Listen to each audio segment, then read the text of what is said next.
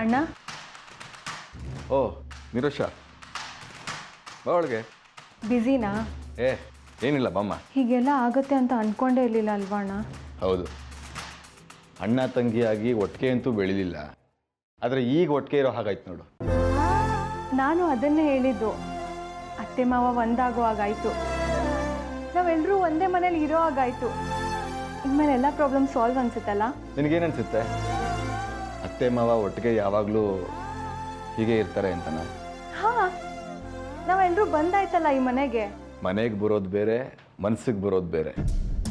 ಮನಸ್ಸಿಗೆ ಬರೋದು ಹೊರತು ಮನೆಗೆ ಬಂದು ಏನು ಪ್ರಯೋಜನ ಇಲ್ಲ ನಿರೋಷ.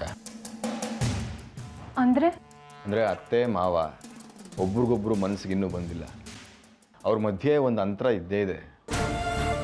ಆದರೆ ಮಾವನೇ ಹೇಳಿದ್ರಲ್ಲ ನಾವೆಲ್ಲ ಒಟ್ಟಿಗೆ ಇಲ್ಲೇ ಇರ್ಬೋದಂತ. ಈ ಮನೇಲಿ ಇರ್ಬೋದು ಅಂತ ಮಾವ ಸುಮಾರು ಜನಕ್ಕೆ ಹೇಳಿದ್ದಾರೆ. ಆ ಅರ್ಪಿತನೂ ಇದೇ ಮನೇಲಿದ್ದಾಳೆ. ಅವಳೇನು ಈ ಮನೆ ಒಂದು ಭಾಗನ? ಈ ಮನೆಯವಳ ಇಲ್ಲ ಅಲ್ವಾ? ಖಂಡಿತ ಇಲ್ಲ ಅಣ್ಣ.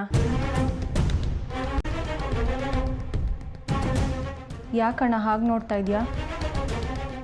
ನಾನು ಅರ್ಪಿತಾ ಸೇರಿದ್ದೀವಿ, ಒಟ್ಟಿಗೆ ಸೇರ್ಕೊಂಡು ಏನೋ ಆಟ ಕಟ್ತಾ ಇದ್ದೀವಿ ಅನ್ನೋ ಅಪನಂಬಿಕೆ ತಾನೇ ನಿನಗೆ ನನ್ನ ಮೇಲೆ? ಇಲ್ಲ, ಹಾಗಲ್ಲ, ಸುಮ್ಮನೆ ನೋಡ್ತಿದ್ದೆ ಅಷ್ಟೆ.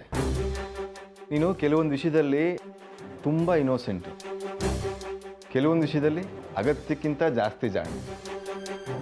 ಏನೋ ಅರ್ಥನೇ ಆಗಲ್ಲಪ್ಪ ನೀನು. ಹೌದಣ್ಣ. ಅದನ್ನೇ ಮನಸ್ಸಿನಲ್ಲಿ ಇಟ್ಕೊಂಡು ಯೋಚನೆ ಮಾಡ್ತಾ ಇದ್ದೀಯಾ? ಮೊದಲು ಅದರಿಂದ ಹೊರಗಡೆ ಬಾ. ನಾನೇನು ಯೋಚನೆ ಮಾಡ್ತಿಲ್ಲ ಅಜ್ಜಿ. ನಿನ್ನ ಚಿಕ್ಕ ಮಗುವಿಂದ ನೋಡ್ತಾ ಇದ್ದೀನಿ.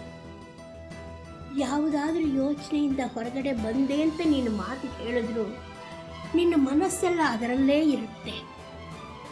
ಅದಿತಿ, ಯಾವುದ್ರ ಬಗ್ಗೆ ಯೋಚನೆ ಮಾಡ್ತಿದ್ಯಾ? ಶ್ರೀಚಕ್ರ ನಮ್ಮ ಕೈವಶವಾದ್ರೆ ಇಡೀ ಜಗತ್ತೇ ನಮ್ಮ ಪಾಳೆ ಪಟ್ಟೆ.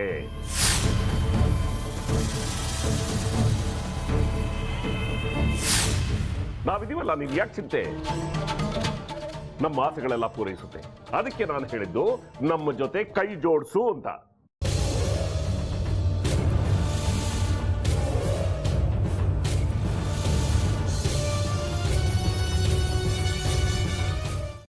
ವೆಜ್ ಖಾರ ಬಾತ್ ಮಾಡುವ ವಿಧಾನ: ಒಂದು ಬಾಣಲಿಗೆ ತುಪ್ಪ, ಸಾಸಿವೆ, ಕಡಲೆಬೇಳೆ, ಉದ್ದಿನಬೇಳೆ, ಗೋಡಂಬಿ ಹಾಕಿ ಹುರಿದು ಕರಿಬೇವು, ಬಾಡಿಗೆ ಮೆಣಸಿನಕಾಯಿ, ಕ್ಯಾರೆಟ್, ಬಟಾಣಿ, ಟೊಮ್ಯಾಟೊ, ಕಲ್ಲುಪ್ಪು, ಬೆಲ್ಲ, ಬಿಸಿಬೇಳೆ ಬಾತ್ ಪುಡಿ, ಅರಿಶಿನ, ರವೆಯ 3 ಅಳತೆಯಷ್ಟು ನೀರು ಹಾಕಿ ಚೆನ್ನಾಗಿ ಕುದಿ ಬಂದ ಮೇಲೆ ಹುರಿದ ಬನ್ಸಿ ರವೆ ಹಾಕಿ ಕಲಸಿ.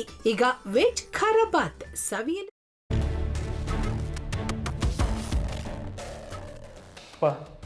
ಇಷ್ಟೋ ತನಕ ಡೆಲಿವರಿ ಆಗಿಲ್ಲ ಅಂದರೆ ಅಕ್ಕನಿಗೆ ಏನಾದರೂ ಪ್ರಾಬ್ಲಮ್ ಇರ್ಬೋದಾ? ಆ ಥರ ಏನಾದರೂ ಇದ್ದರೆ ಡಾಕ್ಟ್ರು ಬಂದು ಹೇಳ್ತಿರ್ಲಿಲ್ವ ರವಿ?